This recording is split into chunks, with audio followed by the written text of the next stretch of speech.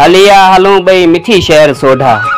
हलिया हलूं बई मिठी शहर सोढा, वठो देश मुहिंजो मोहराणो प्यारा। अस्सलाम वालेकुम दोस्तों, प्रोग्राम सरनिसरा पांद में मीहू जो तड़े इंडिया का दोस्त मोहम्मद शाहनी जो इंतखाब, शायर जगदीश कुमार नाजानी सोढा जो बेहतरीन सिटूं। हलिया हलूं बई मिठी शहर सोढा, वठो देश मुहिंजो मोहराणो प्यारा। बिनल वारी थर जी बियो थदी यार मौसम, चढ़ी बई गड्डी ते ॾिसूं के नज़ारा। हलिया हलूं बई मिठी शहर सोढा, वठो देश मुहिंजो मोहराणो प्यारा। उतरई ॾखण खां उथी कारा बादल, वरिया हेल थर ॾे लाथो रंग बूंदन। गुलन फुलन भी नऊ वेस पातो, ॾिसण जहिड़ा मंज़र थिया यार सारा।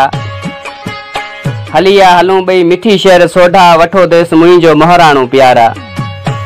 बिटनी सेड़न में फुटा गाह सावा, बनिन में हारन जा हलन पिया हमरचा। थारेलियूं मथे ते खणी यार हेलूं, वञन पाणी ते करे यार टोलियूं। कसम सां सिके पियो रुगो साह तोला, हलिया बई मिठी शहर सोढा।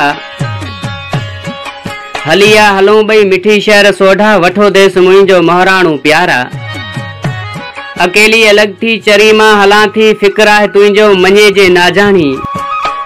अकेली अलग थी चरी मां हलां थी, फिक्र आहे तुंहिंजो मञे जे नाजानी। मिठा अहिड़ी मुंद में सुगो तूं वरी आ, ॾिसां थी गड्डी ते लॻल यार मेला। नथो टाइम गुज़रे सवा यार तोखां, हलिया हलूं बई मिठी शहर सोढा। वठो देश मुहिंजो मोहराणो प्यारा, वठो देश मुहिंजो मोहराणो प्यारा।